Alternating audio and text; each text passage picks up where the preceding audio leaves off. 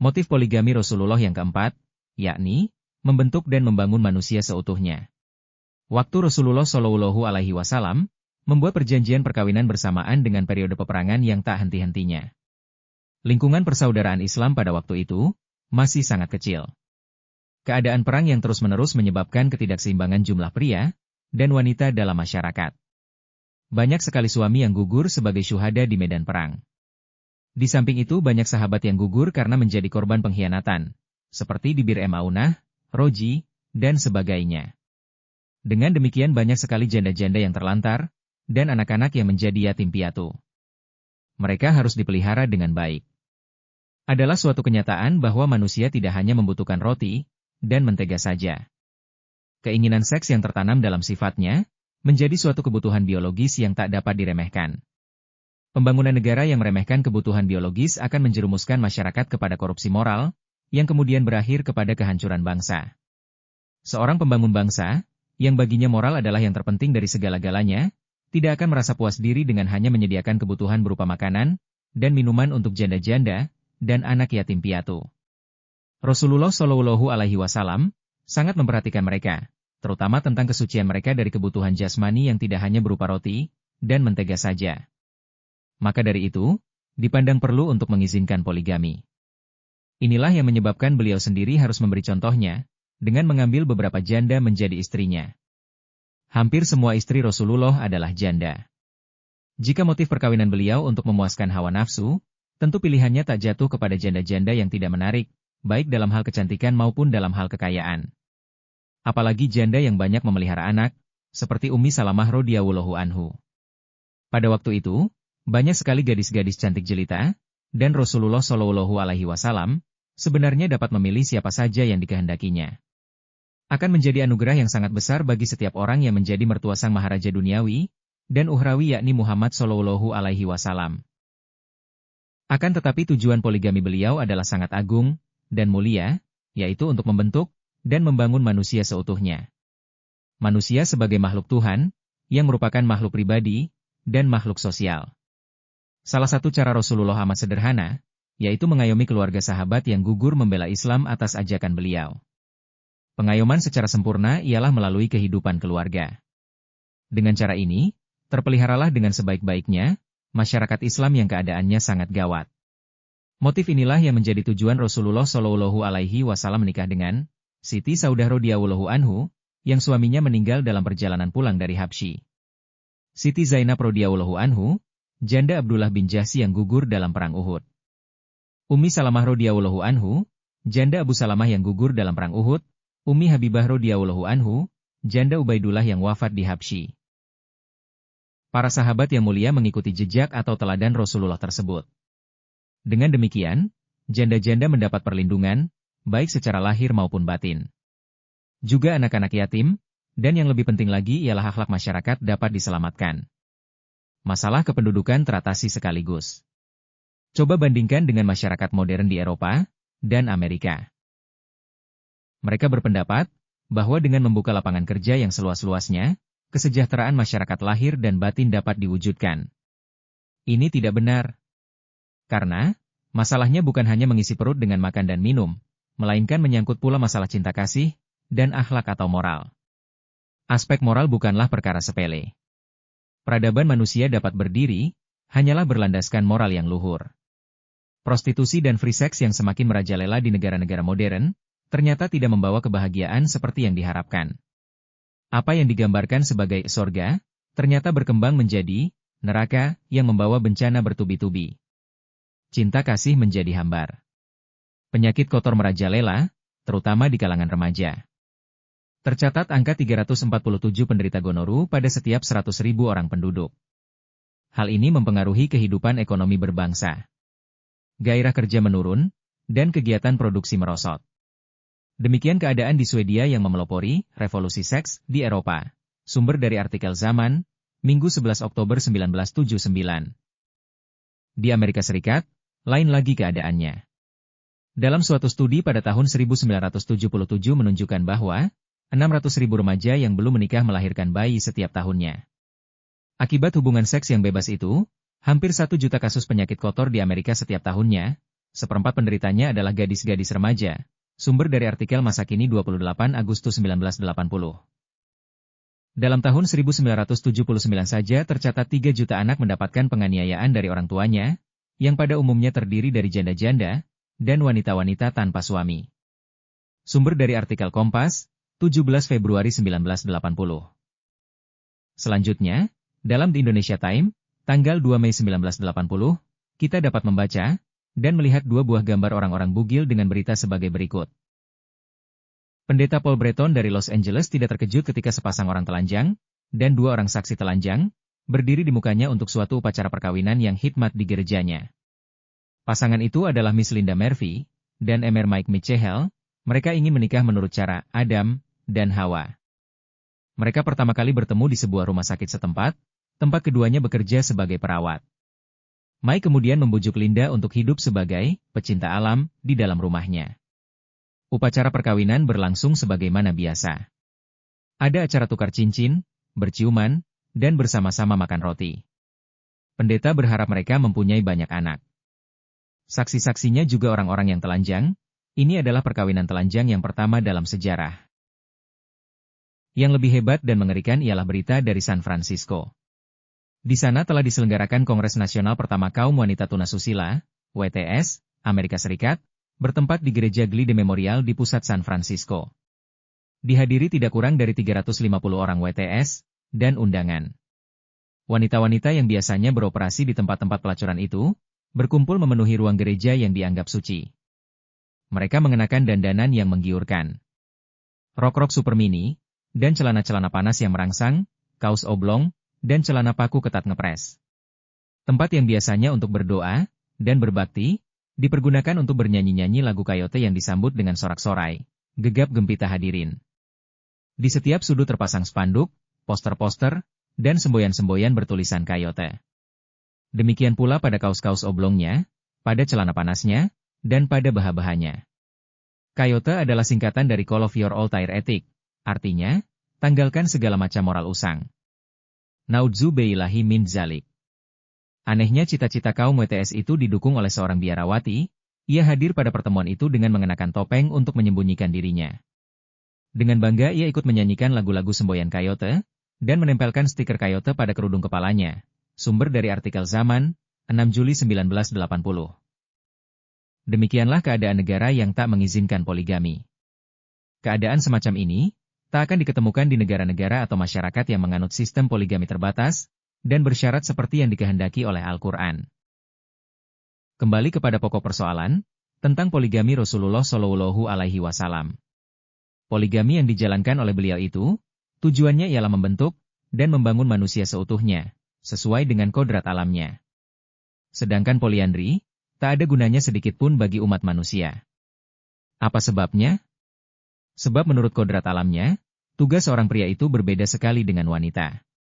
Seorang pria dapat menghasilkan beberapa anak sekaligus dari istri lebih dari satu, sedang kaum wanita sudah cukup memperoleh seorang anak dari seorang suami saja. Selanjutnya, tugas seorang pria sebagai suami sangatlah berbeda dengan tugas seorang wanita sebagai istri. Masing-masing mempunyai kelebihan sendiri-sendiri. Kaum pria melebihi kaum wanita dalam hal fisik dan kekuatan tubuh, yang sanggup memikul pekerjaan yang sukar-sukar, dan menghadapi mara bahaya yang besar. Sebaliknya, kaum wanita melebihi kaum pria dalam sifat kasih sayang. Untuk membantu pertumbuhan makhluk yang disebut manusia, alam telah menganugerahkan kepada kaum wanita tabiat cinta kasih yang lebih besar daripada yang diberikan kepada kaum pria. Oleh sebab itu, secara alamiah telah tercipta pembagian kerja yang harmonis dengan kaum wanita, yang masing-masing harus melaksanakan tugas pokok, demi kemajuan umat manusia secara keseluruhan. Kedudukan suami dan istri dalam Al-Quran dilukiskan sebagai berikut. Mereka, istri, adalah pakaian bagi kamu, dan kamu adalah pakaian bagi mereka. Al-Quran Surat 2 ayat 187. Jadi, seorang wanita yang tidak pemah menjadi istri, ibaratnya tak punya pakaian, untuk menghias diri, dan melindungi dirinya. Selanjutnya Rasulullah Shallallahu Alaihi Wasallam menyatakan sebagai berikut.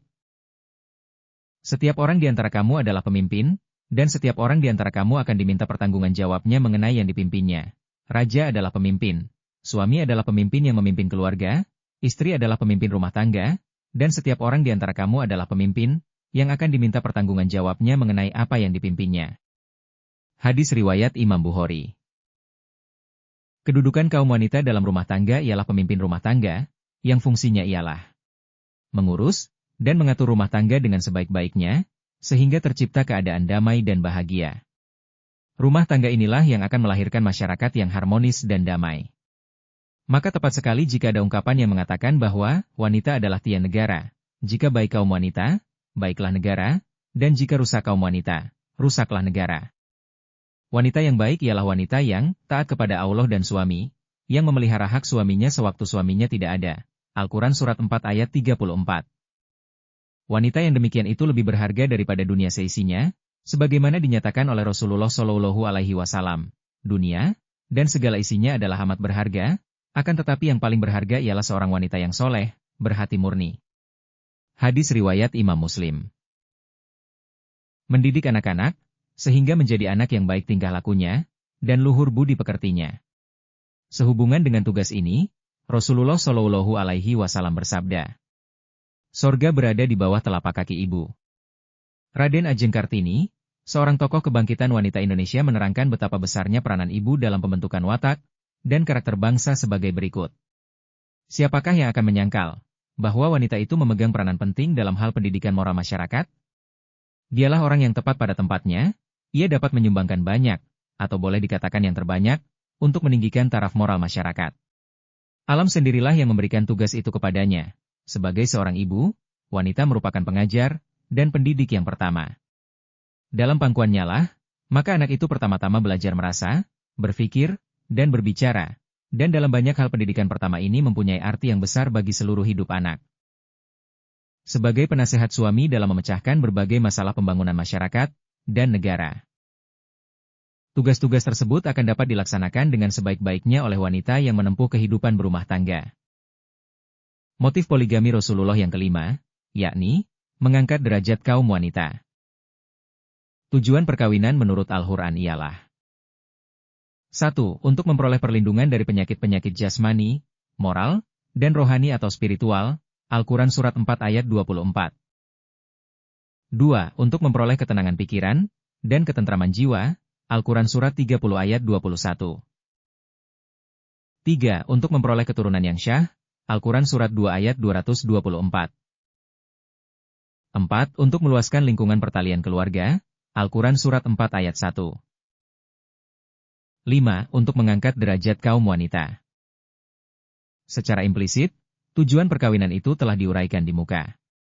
Tetapi, berkenaan dengan tujuan yang kelima, perlu diuraikan tersendiri, karena banyaknya kesalahpahaman seolah-olah Islam mengizinkan pergundikan yang sangat merendahkan derajat kaum wanita.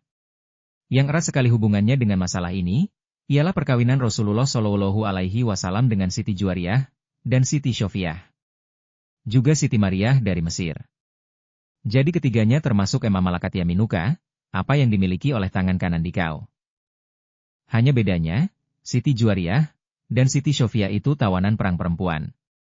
Sedangkan Siti Mariah seorang jariyah dari Mesir. Persembahan dari Raja Muqawqis kedudukan wanita semacam itu dalam masyarakat Arab lebih rendah daripada wanita merdeka. Mereka mempunyai tugas melayani nafsu birahi majikannya. Inilah yang disebut pergundikan. Islam datang untuk menghapus perbudakan dan pergundikan yang telah tersebar di seluruh dunia. Cara Islam menghapus dua macam perbuatan buruk yang sangat merendahkan martabat manusia itu ialah 1. Menganjurkan membebaskannya dan 2. Menganjurkan orang merdeka supaya menikahi mereka, yang beriman. Sebagaimana dinyatakan dalam firman Allah sebagai berikut.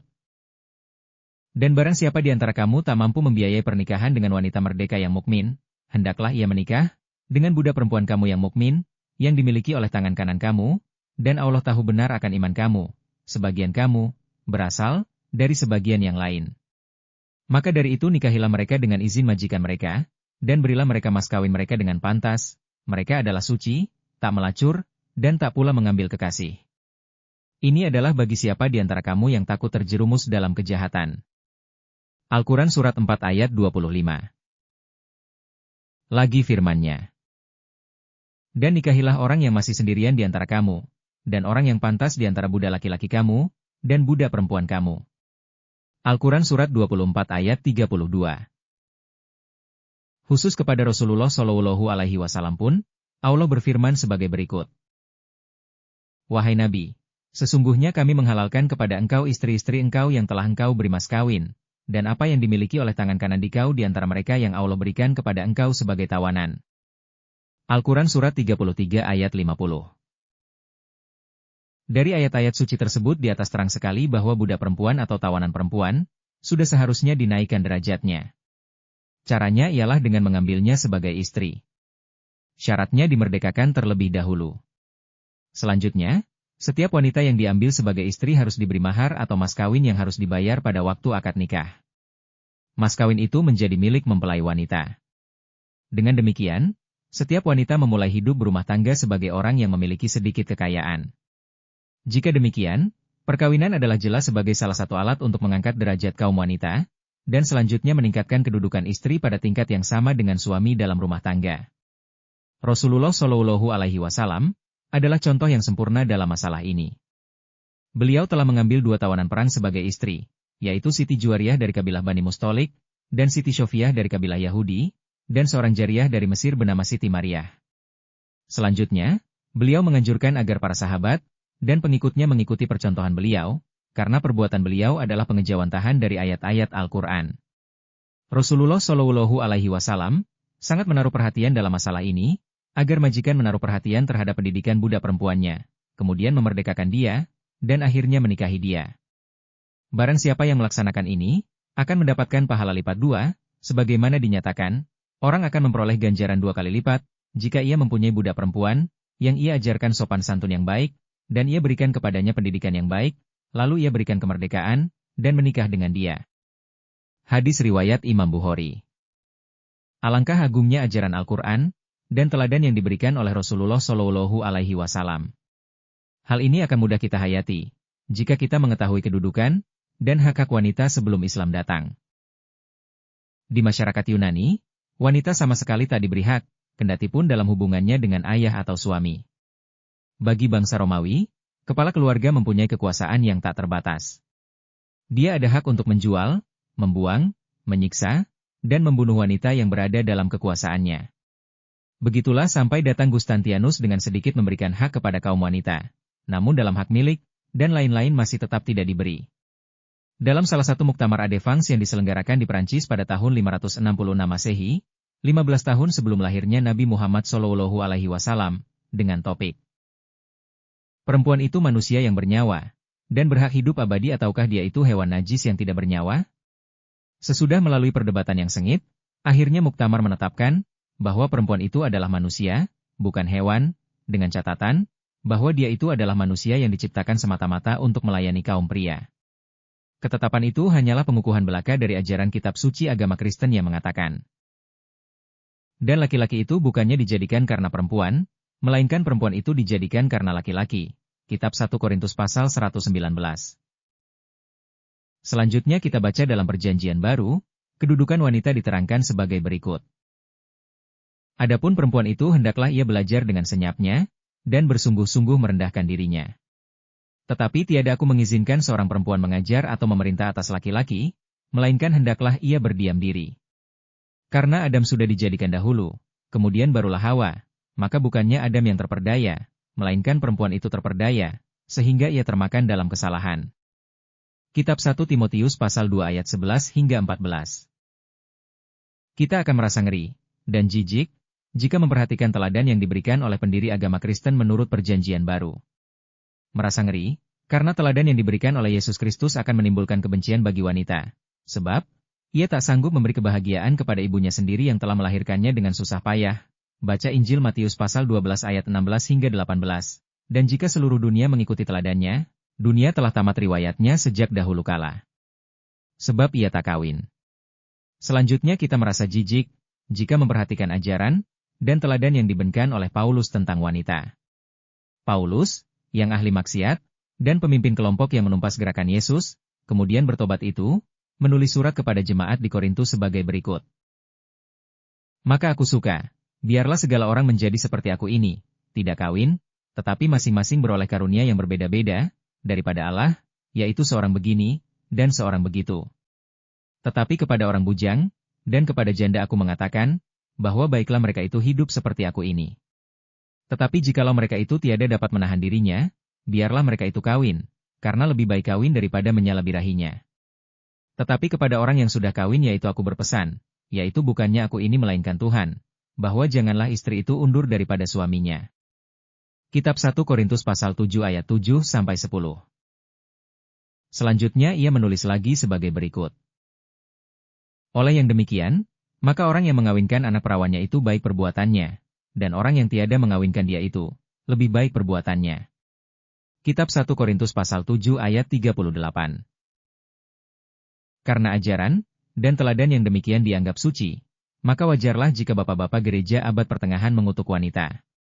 Tertullianus yang hidup pada tahun 155 hingga 220 Masehi, mewakili pendapat umum melukiskan kaum wanita sebagai pintu gerbang iblis, pembuka jalan kepada pohon terlarang, orang yang murtad dari hukum Tuhan, orang yang merusak wajah Tuhan, yaitu laki-laki. Zaman itu oleh para ahli disebut zaman Jahliyah artinya zaman kebodohan, atau Dark Age, artinya zaman kegelapan. Allah melukiskan zaman itu sebagai berikut.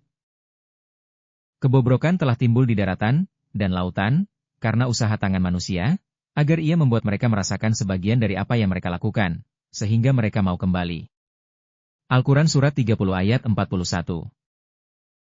Nasib kaum wanita dinyatakan sebagai berikut.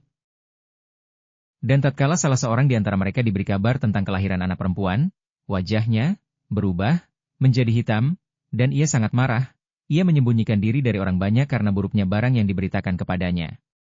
Apakah ia akan memeliharanya dengan menanggung kehinaan, ataukah akan menanamnya, hidup-hidup, dalam tanah? Oh, buruk sekali apa yang mereka putuskan. Al-Quran Surat 16 ayat 58 dan 59. Demikianlah keadaan kaum wanita sebelum Islam. Kita bersyukur kepada Allah yang bersifat Ar-Rahman dan Ar-Rahim, artinya Tuhan yang Maha Pengasih dan Maha Penyayang. Dia telah membangkitkan Muhammad Shallallahu Alaihi Wasallam, yang membawa ajaran yang sempurna, dan teladan yang lengkap dalam segala hal, terutama yang menyangkut masalah wanita. Dalam kitab suci Al-Quran kita baca tentang hak-hak kaum wanita sebagai berikut. Kaum pria memperoleh bagian dari apa yang ditinggalkan oleh orang tua, dan kaum kerabat, dan kaum wanita juga memperoleh bagian dari apa yang ditinggalkan orang tua, dan kaum kerabat, baik sedikit ataupun banyak, bagian yang sudah ditentukan. Al-Quran Surat 4 ayat 7. Kaum wanita boleh mencari uang, dan boleh memiliki kekayaan seperti kaum pria, jika perlu wanita bisa saja bekerja, meskipun telah berumah tangga. Allah berfirman sebagai berikut. Kaum pria memperoleh keuntungan dari apa yang mereka usahakan, dan kaum wanita boleh memperoleh keuntungan dari apa yang mereka usahakan. Al-Quran Surat 4 ayat 32. Selanjutnya, kaum wanita menguasai penuh atas harta miliknya, dan bebas membelanjakan itu sesukanya, sebagaimana dinyatakan dalam firman-Nya. Dan berikanlah kepada mempelai wanita mas kawin mereka sebagai pemberian cuma-cuma. Tetapi jika mereka berkenan memberikan sebagian mas kawin itu kepada kamu, maka makanlah itu dengan lezat dan nikmat. Al-Quran Surat 4 ayat 36. Dalam segi rohani, kaum wanita juga mempunyai kedudukan yang sama dengan kaum pria. Semua perbuatan baik pasti diganjar, dan perbuatan buruk dihukum. Allah berfirman, Aku tak menyia-nyiakan perbuatan orang yang beramal di antara kamu, baik pria maupun wanita, yang satu dari yang lain di antara kamu. Al-Quran Surat 3 ayat 194. Kaum pria dan wanita sama-sama menikmati hidup yang mulia. Allah berfirman sebagai berikut. Barang siapa berbuat baik, baik pria maupun wanita, dan dia itu mukmin, kami akan menghidupi dia dengan kehidupan yang baik, dan kami akan memberi kepada mereka ganjaran mereka atas sebaik-baik barang yang mereka lakukan. Al-Quran Surat 16 ayat 97. Hukum-hukum yang ditetapkan oleh Al-Quran, dan teladan yang diberikan oleh Muhammad Shallallahu Alaihi Wasallam, tentang hak-hak asasi wanita itu benar-benar merupakan suatu rahmat. Berkat ajaran Al-Quran, dan teladan yang diberikan oleh Muhammad, lah kaum wanita secara berangsur-angsur memperoleh hak-haknya. Motif poligami Rasulullah yang keenam, yakni motif politik dan dakwah Islam. Ada lagi motif perkawinan Rasulullah Shallallahu Alaihi Wasallam yang unik, yaitu motif politik dan dakwah Islam. Lantaran perkawinan itu, kabilah-kabilah Arab yang saling bermusuhan dipersatukan, dan mempercepat kesadaran mereka terhadap kebenaran Islam. Misalnya perkawinan beliau dengan Siti Juwariyah, Siti Syofiah, dan Siti Maimunah. Siti Juwariyah adalah putri Harits pemimpin Bani Mustholik. Pada tahun ke-5 Hijrah terjadi pertempuran antara kaum muslimin dengan Bani Mustholik di Muraisi. Pertempuran ini disebut pula Perang Muraisi. Yang terjadi hanya dalam tempo beberapa jam saja. 600 orang Bani Mustholik ditawan, di antaranya Siti Juwariyah yang suaminya telah meninggal dunia. Rasulullah Shallallahu Alaihi Wasallam memerdekakan Siti Juwariyah, kemudian memperistrinya atas permintaan Siti Juwariyah sendiri. Berkat perkawinan Rasulullah Shallallahu Alaihi Wasallam itu, seluruh tawanan Bani Mustholik dibebaskan oleh kaum muslimin untuk menghormati istri Rasulullah Shallallahu Alaihi Wasallam. Akhirnya, seluruh Bani Mustholik masuk Islam atas kesadarannya sendiri. Jadi keluhuran akhlak Rasulullah dan para sahabatnya dapat menarik hati 600 orang dari Bani Mustholik ke dalam barisan Islam. Siti Syofiah adalah putri Hai kepala kabilah Bani Qurozah. Suaminya gugur dalam pertempuran Khoibar. Siti Syofiah ditawan, kemudian dimerdekakan oleh Rasulullah. Akhirnya diangkat sebagai istri Rasulullah Shallallahu Alaihi Wasallam. Melalui perkawinan itu, kerusuhan yang dilancarkan oleh kaum Yahudi dapat diakhiri. Jadi, perdamaian antara kedua belah pihak dapat diwujudkan. Siti Maimunah adalah seorang janda miskin, yang usianya lebih dari 50 tahun. Dia saudara istri Abbas, paman Rasulullah. Dari perkawinan ini dapat ditarik dua pemimpin Quraisy ke dalam barisan Islam, yaitu Ibnu Abbas, dan Khalid bin Walid yang akhirnya menjadi pahlawan Islam dengan gelar Saifullah, artinya pedang Allah.